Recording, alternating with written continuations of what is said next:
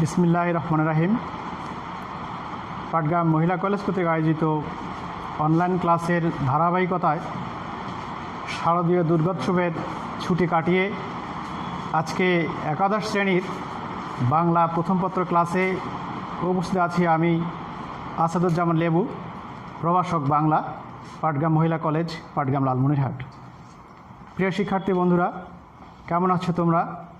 বৈশ্বিক এই মহামারী চলাকালীন সময়ে তোমাদের শ্রেণী পঠনার আরও এক ধাপ এগিয়ে নিতে আমাদের এই আয়োজনের সঙ্গে যারা যুক্ত আছেন, বিশেষ করে আমি আমাদের পাটগ্রাম মহিলা কলেজের সুযোগ্য অধ্যক্ষ জনাব মোহাম্মদ মিজানুর রহমান নীলু স্যারকে আমি আন্তরিক অভিনন্দন জানাই, এবং সেই সঙ্গে আরও দুজন শ্রদ্ধাভাজন স্যার কারিগরি সহযোগিতা দিয়ে যাচ্ছে, যাতে করে তোমরা তোমাদের শ্রেণী পঠনার কোনো ঘাটতি না থাকে এবং নিয়মিতভাবেই শ্রেণী পঠনাগুলো চালিয়ে যেতে পারো। আমরা আশা করছি এমন একটি সুন্দর সকালের যেদিন আমরা ঘুম থেকে উঠেই জানতে পারবো বা শুনতে পারবো বা বুঝতে পারবো যে করোনা নামক মহামারী এই পৃথিবী থেকে চিরতরে বিদায় নিয়েছে। তো প্রিয় শিক্ষার্থী বন্ধুরা, আমি জানি যে তোমরা অনেক ভালো আছো এবং ভালো থাকতেই হবে। পারিপার্শ্বিক অবস্থা যাই হোক না কেন, আমাদের চলার গতি কখনো থেমে থাকবে না। সময় কারোর জন্য অপেক্ষা করে না। সময়কে সময় দাও, কাজে লাগাও, জীবনে উন্নতি করতে পারবে। তো আমি মূল পাঠে চলে যাব। আজকে একাদশ শ্রেণীর শিক্ষার্থী বন্ধুরা, তোমাদের বাংলা প্রথম পত্রের আমি কবিতা পড়াবো। সেই কবিতা হচ্ছে বিশ্বকবি রবীন্দ্রনাথ ঠাকুরের সোনার তরী। এটি সোনার তরী কাব্যগ্রন্থের নাম কবিতা। তো এই কবিতা পড়ার পূর্বেই তোমাদের একটু জানতে হবে যে কবিতাটা কী, কবিতা কোথা থেকে আসলো, কবিতা কেন আমরা পড়ব, কবিতার মধ্যে কী কী বিষয় আছে, কবিতা কাকে বলে, এই বিষয়গুলো একটু না বললে তোমরা বুঝতে পারবে না। যেহেতু তোমাদের প্রথম ক্লাস এবং প্রথম একাদশ শ্রেণীতে তোমরা ভর্তি হয়েছো, দুর্ভাগ্য যে আমরা আসলে সশরীরে তোমাদের সঙ্গে দেখা করতে পারছি না, তোমাদের ক্লাস নিতে পারছি না, একটু কষ্ট তো থেকেই যায়। যা হোক, সেই কষ্টটুকু যেন লাঘব হয় সে বিষয়ে আজকে আমার অবতারণা। তো শুরুতেই আমি বলবো যে কবিতা বাংলা সাহিত্যের একটি আদিমতম শাখা। বাংলা সাহিত্যের একটি আদিমতম শাখা। এই আদিম শাখা অর্থাৎ প্রাচীন শাখা, প্রাচীনকাল থেকেই প্রবাহমান। আমরা যদি যুগ বিভাগটা খেয়াল করে দেখি, তো সাহিত্যের তিনটি যুগ আমরা সবচেয়ে বেশি করে পেয়ে থাকি বা পেয়েছি। তিনটি যুগ, একটি হলো প্রাচীন যুগ, একটি হলো মধ্যযুগ, আর একটি হলো আধুনিক যুগ বা অত্যাধুনিক যুগ। প্রাচীন যুগের ব্যাপ্তিকাল ছিল 650 থেকে 1200 সাল। 650 থেকে 1200 সাল, এটাকে বলা হচ্ছে প্রাচীন যুগ। মধ্যযুগের ব্যাপ্তিকাল হলো 1201 থেকে 1800 সাল পর্যন্ত। 1201 থেকে 1800 সাল পর্যন্ত। আর আধুনিক যুগের ব্যাপ্তিকাল হলো 1801 থেকে বর্তমান পর্যন্ত, অর্থাৎ 2020 পর্যন্ত। এটাকে আবার বলা হচ্ছে অত্যাধুনিক, অর্থাৎ আধুনিক যুগ আধুনিক, এই হলো অত্যাধুনিক। কেন অত্যাধুনিক বলা হচ্ছে? আমরা আজ থেকে 10 বছর আগের বিষয় চিন্তা করি আর 10 বছর পরে যদি চিন্তা করি, তাহলে তোমরা অনায়াসেই বুঝতে পারবে যে কেন এটা অত্যাধুনিক হয়ে গেল। যেমন এরই একটি উদাহরণ দিচ্ছি যে এখন ঘরে বসেই তোমরা তোমাদের শ্রেণী পঠন চালিয়ে যেতে পারছো। এই যে আধুনিকতা, অত্যাধুনিকতার ছোঁয়া, এই যে ডিজিটাল বাংলাদেশ, এই সব কিছু মিলেই অত্যাধুনিক যুগ। তো 650 থেকে 1200 সাল, সেক্ষেত্রে কী কী বিষয় ছিল তখন সাহিত্যের? এই বিষয়, এই সময়কালটাকে বলা হচ্ছে একেবারে অপরিপক্ক একটি সময়, যে সময়ে প্রথম কবিতা রচিত হয়েছিল। তোমাদের আমি যদি সেইখান থেকে 2-4টি লাইন তোমাদের বলি, তোমাদের বুঝতে হয়তো একটু অসুবিধা হবে। তোমরা প্রশ্ন করবে যে স্যার, এটা আসলে কোন ধরনের ভাষা, শব্দগুলো কোথা থেকে এসেছে, কী রকম এসেছে। তো সেই 650 থেকে 1200 সাল এর কোনো এক সময় রচিত হয়েছে আমাদের বাংলা সাহিত্যের প্রাচীন নিদর্শনকে বলা হচ্ছে চর্যাপদ। চর্যাপদ হলো বাংলা সাহিত্যের প্রাচীন নিদর্শন। এই প্রাচীন নিদর্শনের মধ্যে অনেকগুলো কবির নাম পাওয়া গেছে। তার মধ্যে প্রথম কবিতা হচ্ছে কান্নপা লেখেন। এটি আমি কয়েকটি লাইন তোমাদের পড়ে শোনাবো, তাহলে তোমাদের বুঝতে সুবিধা হবে। যেমন, আলিয়ে কালিয়ে বাটে রুন্ধেলা, তা দেখে কান্ন বিমনা ভইলা, কান্ন কহিওই করিব নিবাস, যো মন সো আর সো উয়াস, তেতিনি তেতিনি তিনিও ভিন্না, অবনা গাগনে কান্ন বিমানা ভইলা, কান্ন কহিওই করিব নিবাস, যো মন সো আর সো উয়াস। এই যে এই শব্দগুলো ব্যবহার করছি আমরা, তো এটি হচ্ছে বাংলা সাহিত্যের প্রথম কবিতা এবং এই কবিতাটি কান্নপা লিখেছেন। তো লিখাতে অনেকে প্রশ্ন করেছে যে এটি আসলে কোন ধরনের শব্দ।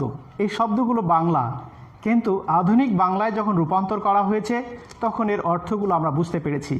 অর্থাৎ এই ভাষাটাকে বলা হচ্ছে সান্ধ্য ভাষা। সান্ধ্য ভাষা কীরকম? আলো আধারি, নয় আলো নয় আধার, এমনই সন্ধিক্ষণে যে ভাষাটি রচিত হয়েছে সেটাকেই বলা হচ্ছে সান্ধ্য ভাষা। নয় আধার নয় আলো, এমন সন্ধিক্ষণে রচিত। আর এটি চর্যাপদ আবিষ্কার করেছিলেন 1907 সালে নেপালের রাজদরবার থেকে। তার নাম হচ্ছে মহামহোপাধ্যায় হরপ্রসাদ শাস্ত্রী। তারপরে থেকে এসে আধুনিক বাংলায় রূপান্তর হয়ে সেগুলো তোমরা আরও যারা অনার্সে পড়বে বাংলা ভাষায়, বাংলা সাহিত্যের উপর, তারা এগুলো বিষয়ে বিস্তারিত জানতে পারবে। তো এখন কবিতা হচ্ছে, আমাদের প্রশ্ন হলো যে কবিতা কাকে বলে, সে বিষয়টি বিষয়ে আমি একটু কথা বলবো। কবিতা গুচ্ছে গুচ্ছে শব্দের অবিসম্ভাবী বাণীবিন্যাস, অর্থাৎ যে শব্দটি অবশ্যই ব্যবহার হবে। আরেকটি বিষয় এখানে খেয়াল রাখতে হবে যে কবিতার যে বিষয়টির উপর আমরা আলোকপাত করব সে বিষয়ের মধ্যে কি থাকতে হবে? প্রেম থাকবে, প্রীতি থাকবে, ভালোবাসা থাকবে, মায়া থাকবে, মমতা থাকবে, প্রকৃতি থাকবে, তারপরে পুরো পৃথিবী বিশ্ব হবে। এই সব কিছু মিলে কবিতার উপকরণ। যেমন আমরা যদি জসিমউদ্দিনের কথা বলতে চাই, জসিমউদ্দিনকে পল্লী কবি বলা হয়। অর্থাৎ পল্লীর আনাচে কানাচে যে উপকরণগুলো আছে এগুলো যে কবিতা হতে পারে, কবিতার উপকরণ হতে পারে, এগুলো দিয়ে কবিতা লেখা যায়, সেটি জসিমউদ্দিন আমাদেরকে দেখিয়ে দিয়েছেন। এই জন্য তাকে বলা হয় পল্লী কবি। আবার যদি আমরা দেখি আধুনিক যুগে যে কবিতা আমরা পেয়েছি, সেই আধুনিক যুগের কবিতার মধ্যে সবচেয়ে বেশি করে আলোচিত হয়েছে আমাদের মাইকেল মধুসূদন দত্ত। মাইকেল মধুসূদন দত্ত তিনি কেন বিখ্যাত হলেন, কেন আলোচিত হলেন, সে বিষয়ে একটু তোমাদের জানতে হবে। যেমন কবিতা মিথ্যাক্ষর হতে পারে, অমিথ্যাক্ষর হতে পারে, গদ্য ছন্দে হতে পারে, মধ্যম লয়ে হতে পারে, ধীর লয়ে হতে পারে, ইত্যাদি ইত্যাদি আরও অনেক বিষয় আছে। তো সেখান থেকে মাইকেল মধুসূদন দত্ত আমাদের দেখলেন যে অমিত্রাক্ষর ছন্দ নামে একটি ছন্দ লিখে তিনি কবিতা জগতে একটা আলোড়ন সৃষ্টি করলেন। এবং সাহিত্য সমালোচকেরা আবার তার এই কবিতার যথেষ্ট সমালোচনা করেছেন। তারা বলেছেন যে মাইকেল যে কবিতা লিখেছে সেই কবিতা সর্বসাধারণের বোধগম্য নয়, অর্থাৎ সর্বসাধারণ সে কবিতা বুঝতে পারবে না। যদি যারা সুধীজন, অর্থাৎ যারা সুশিক্ষিত এবং উচ্চশিক্ষিত, তারাই শুধু এই কবিতার মর্মার্থগুলো বুঝতে পারবে, তাছাড়া সর্বসাধারণের জন্য কবিতা হবে না, বুঝতে পারবে না। আর কবিতা যদি সর্বসাধারণের বুঝতে না পারে, তাহলে হৃদয়গ্রাহী না হয়, তাহলে সে কবিতারও সার্থকতা আসে না। তিনি অমিত্রাক্ষর ছন্দ লিখে নিজেকে জাহির করতে চেয়েছিলেন, কিন্তু আসলেই অমিত্রাক্ষর ছন্দ দিয়ে কবিতা খুব জটিল এবং দুর্বোধ্য।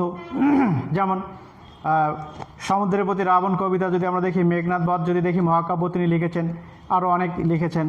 তিনি আবার বিদেশি সাহিত্যের প্রতিও মাইকেল মধুসূদনের যথেষ্ট আগ্রহ ছিল। এই জন্য তিনি নামের শুরুতেই হিন্দু ধর্ম ত্যাগ করে খ্রিস্ট ধর্ম গ্রহণ করেছিলেন এবং মাইকেল উপাধি ধারণ করেন, ইত্যাদি ইত্যাদি।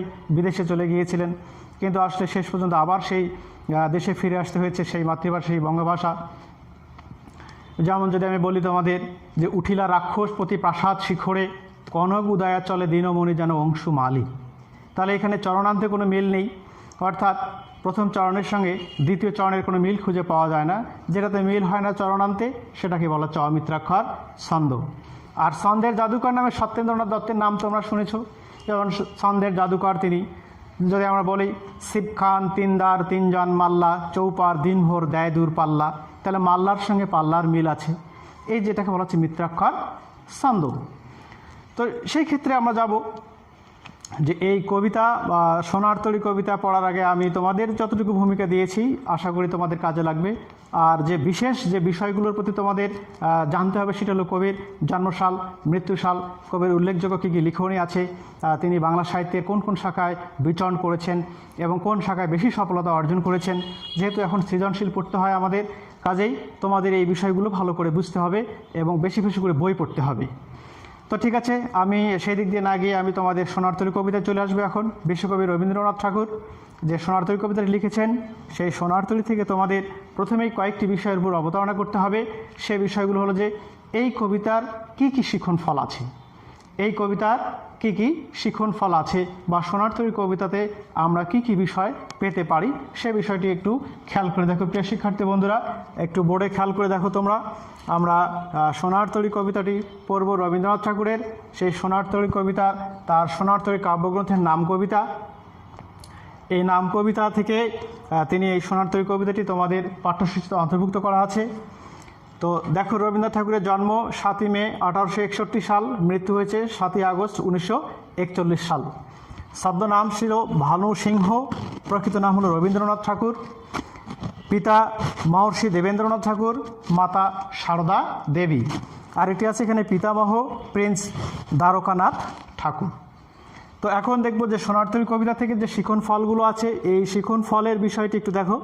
শিখন ফল আছে এখানে প্রথমেই বর্ষার নদী এবং ক্ষুরধার বাঁকা স্রোত সম্পর্কে জানতে পারবো।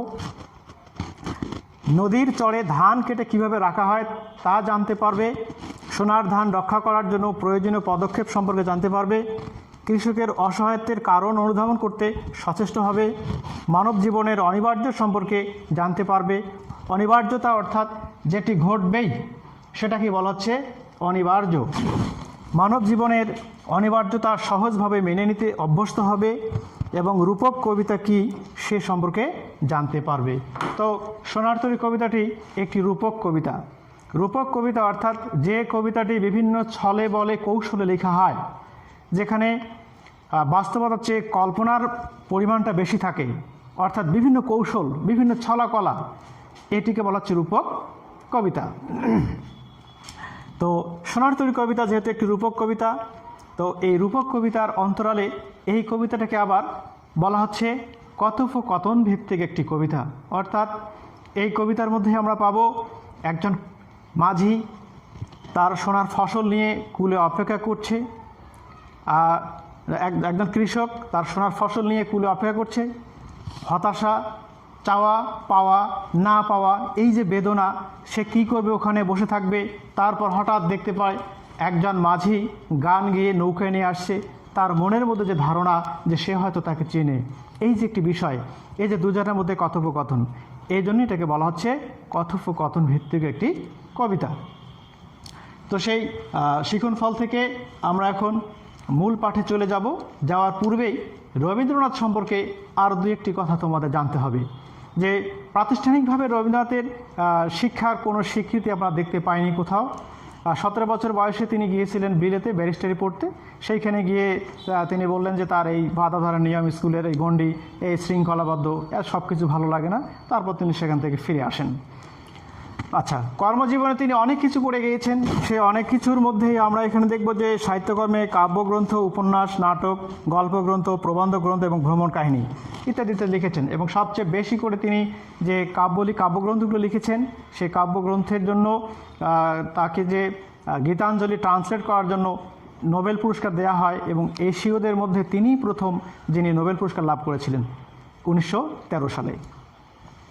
আচ্ছা, আরেকটি বিষয় এখানে তোমাদের জানতে হবে, সেটি হলো যে তিনি বিভিন্ন পুরস্কারে ভূষিত হয়েছিলেন। এই পুরস্কারের মধ্যে কলকাতা বিশ্ববিদ্যালয় কর্তৃক ডিলিট ডিগ্রি, ঢাকা বিশ্ববিদ্যালয় কর্তৃক ডিলিট ডিগ্রি এবং অক্সফোর্ড বিশ্ববিদ্যালয় কর্তৃক ডিলিট ডিগ্রি তাকে প্রদান করা হয়। আচ্ছা, আরেকটি বিষয় আছে, সেই বিষয়টি হলো যে কবিতা এবং কাব্য, এই দুটোর মধ্যে পার্থক্যটা কী। তিনি যে কাব্যগ্রন্থগুলো লিখেছেন, এখন তোমাদের প্রশ্ন করতে পারো, স্যার কবিতা এবং কাব্যটা কী? কাব্যগ্রন্থ হচ্ছে একাধিক কবিতার সমন্বয়, অর্থাৎ যেখানে একাধিক কবিতা সংমিশ্রণ থাকে এবং যে কোনো একটি কবিতার নাম দিয়ে ওই গ্রন্থটি প্রকাশ করা হয়। যেমন সোনার তরী একটি কাব্যগ্রন্থ আছে তার, আমি আগেই তোমাদের বলেছি এখানে যে সোনার তরী কাব্যগ্রন্থের নাম কবিতাই হচ্ছে সোনার তরী। তাহলে একাধিক কবিতার সংমিশ্রণ হলো কাব্য, আর কবিতা হচ্ছে একটি মাত্র, ওই কাব্যগ্রন্থ থেকে যে কোনো একটি কবিতা চয়ন করা। ওকে, তাহলে তোমাদের কাব্য এবং কবিতাটাও ক্লিয়ার হয়ে গেল। এখন আমরা দেখব যে সোনার তরী কবিতা রবীন্দ্রনাথ ঠাকুরের, এখানে তিনি কি কি বোঝাতে চেয়েছেন আমাদের। গগনে গরজে মেঘ ঘন বর্ষা, কুলে একা বসে আছি নাহি ভরসা। রাশি রাশি ভাড়া ভাড়া ধান কাটা হলো সারা, ভরা নদী ক্ষুরধারা খড় পরশা, কাটিতে কাটিতে ধান এলো ভরসা।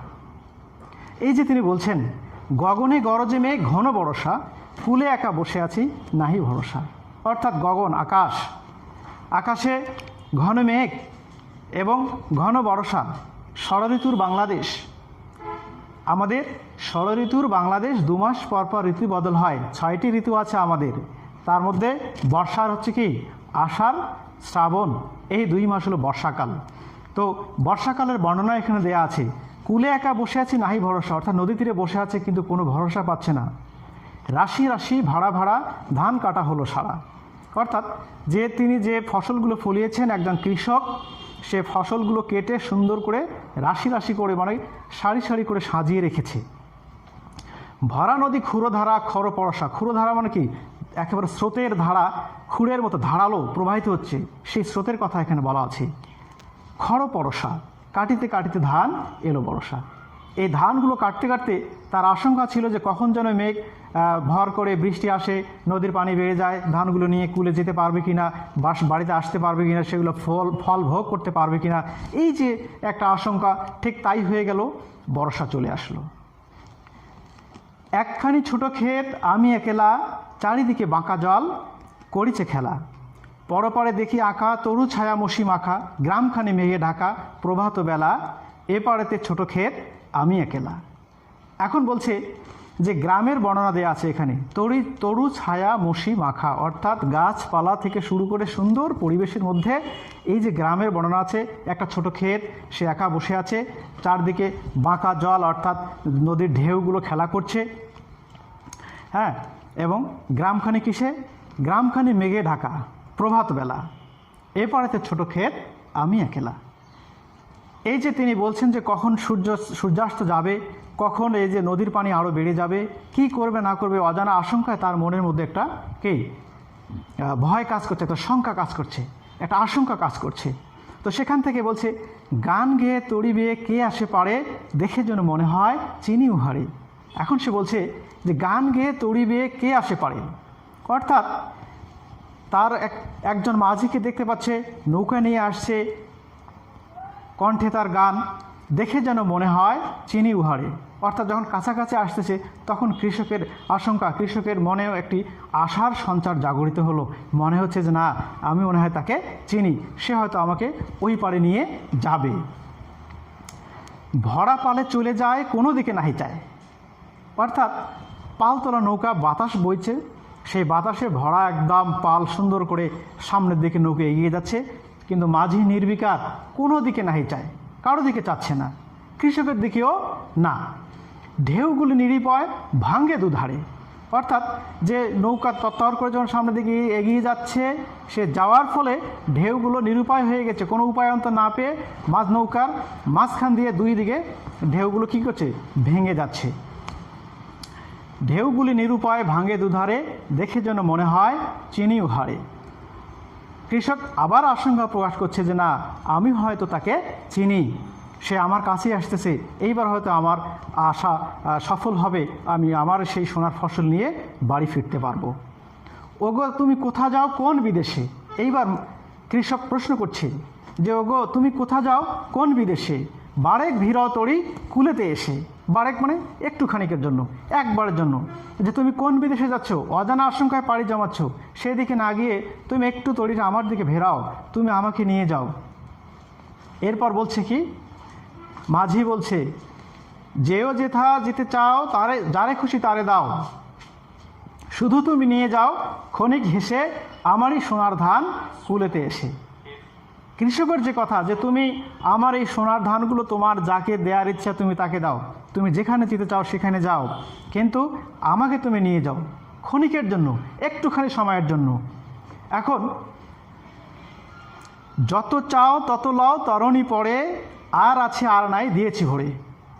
এখন কৃষক বলছে যে আমি যে ফসলগুলো ফলিয়েছি তুমি যত চাও তত লও, যত এবং তত। প্রিয় শিক্ষার্থী বন্ধুরা একটু খেয়াল করো, যত এবং তত এটাকে বলা হচ্ছে সাপেক্ষ সর্বনাম, সাপেক্ষ সর্বনাম।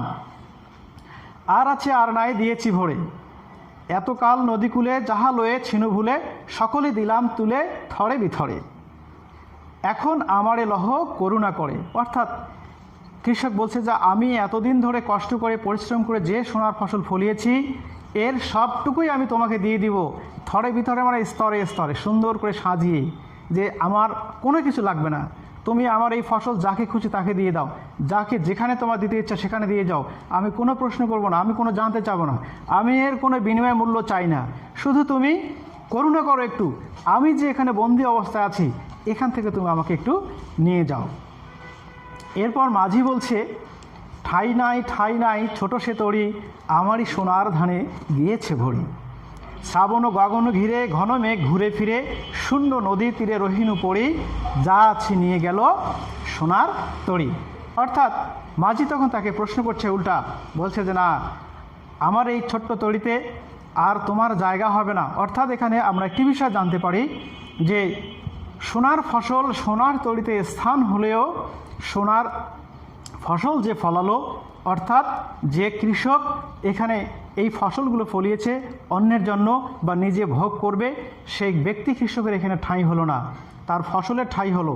তাহলে আমরা এটাই জানতে পারবো যে সোনার তরী কবিতার মূল ভাবার্থ হচ্ছে যে এখানে এটি একটি রূপক কবিতা, এবং এই কবিতা থেকে রূপক অর্থে ব্যবহার করা হয়েছে, অর্থাৎ কৃষক যে তিনি কবি নিজেই সেই ভূমিকা অবতীর্ণ হয়েছেন। অর্থাৎ আমরা জানতে পারবো যে ব্যক্তি যে কর্মফল, অর্থাৎ কী আছে এখানে, যে কৃষকের কর্মফল সবাই ভোগ করবে, কিন্তু ব্যক্তি কৃষকের অর্থাৎ কবির সেখানে ঠাঁই হয়নি। সে বলছে যে মহাকালের অনন্ত যাত্রায় যখন এই তরি চলে যাবে তো যেতেই থাকবে অনন্তকাল, যে কালের কোনো শেষ নেই, অর্থাৎ মানুষ বাঁচে তার কর্মের মাধ্যমে, বয়সের মাধ্যমে নয়। এখান থেকে আমরা জানতে পারবো যে সোনার তরী কবিতা থেকে যে সোনার ধান যাদের প্রয়োজন আছে তারা নিয়ে যাবে, তাদের চাহিদা মেটাবে, তারা ভোগ করবে, কিন্তু যে এটি ফলালো, যে ফসল ফলালো তার কোনো মূল্য নেই। তো রবীন্দ্রনাথ ঠাকুর বিখ্যাত যে বিশ্বকবি, তিনি রূপক কবিতার অন্তরালে যে কথোপকথনটি তুলে ধরেছেন, আশা করছি শিক্ষার্থী বন্ধুরা তোমরা সেটি বুঝতে পেরেছ। এবং এখান থেকে আরেকটি বিষয় তোমাদের আগামী ক্লাসে আমি আলোচনা করব, কিভাবে সোনার তরী কবিতা থেকে আমরা সৃজনশীল প্রশ্নগুলো পড়ব, বা কী কী বিষয় থাকতে পারে, এখানে উদ্দীপকগুলো থাকতে পারে, সেই বিষয়গুলো আমরা আগামী ক্লাসে আলোচনা করব। তো ঠিক আছে, ততক্ষণ পর্যন্ত তোমরা সবাই ভালো থাকো, আর এই কবিতাটি বারবার পড়তে থাকো, বেশি বেশি করে পড়ো, তাহলেই বুঝতে পারবে। যেহেতু সৃজনশীলের ক্ষেত্রে তোমাদের প্রত্যেকটা বিষয়ের অবতারণা থাকতে হবে এখানে, বিশেষ করে জ্ঞানমূলক এবং অনুধাবনমূলক প্রশ্নগুলো তোমরা সরাসরি এই কবিতার চরণগুলো থেকেই পেয়ে থাকবে। তো ঠিক আছে, ধন্যবাদ, সবাই ভালো থেকো, আল্লাহ হাফেজ।